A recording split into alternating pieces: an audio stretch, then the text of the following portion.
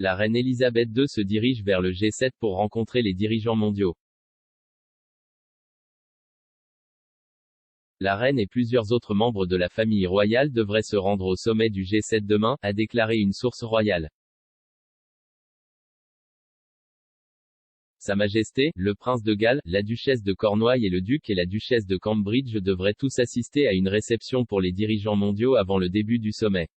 Les dirigeants mondiaux convergeront pendant 3 jours du 11 au 13 juin pour discuter de divers sujets, notamment les vaccins, le changement climatique, l'éducation et le Brexit.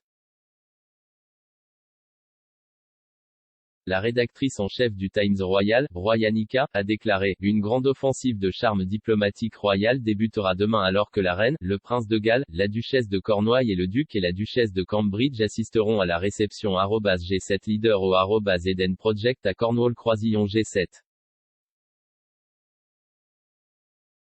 Elle a ajouté, ensuite, le prince Charles et le prince William accueilleront les dirigeants du @G7 et les PDG mondiaux pour discuter de la manière dont le secteur privé peut lutter contre le changement climatique.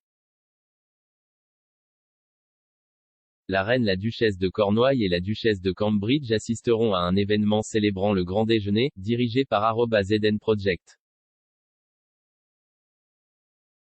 La duchesse de Cambridge et @FLOTUS Biden se réuniront également vendredi pour un engagement conjoint axé sur la petite enfance.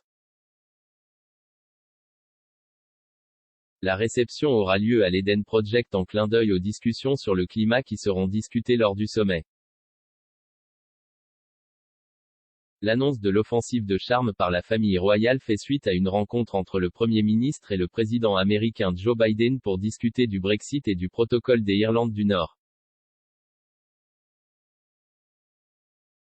Monsieur Biden s'est prononcé sur la gestion par Boris Johnson du protocole des Irlande du Nord.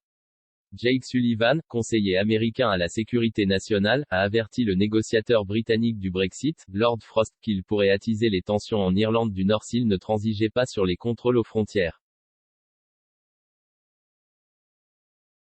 À l'issue de la réunion, Emmanuel Macron a bouleversé l'harmonie du G7 après avoir repris la position de Monsieur Johnson sur le protocole, affirmant qu'il n'était pas sérieux et prévenant que rien n'est renégociable. Il a dit, si après 6 mois vous dites que nous ne pouvons pas respecter ce qui a été négocié, alors cela dit que rien ne peut être respecté. Je crois au pouvoir des traités. Je crois au sérieux. Rien n'est renégociable. Tout est applicable. Le président américain avait initialement accepté une invitation gracieuse de rencontrer la reine à Windsor peu de temps après le sommet avant de s'envoler pour Bruxelles pour assister à d'autres réunions avec les dirigeants de l'UE. L'attaché de presse de la Maison-Blanche, Jen Psaki, a déclaré que le président avait hâte de la voir également avec le Dr Biden.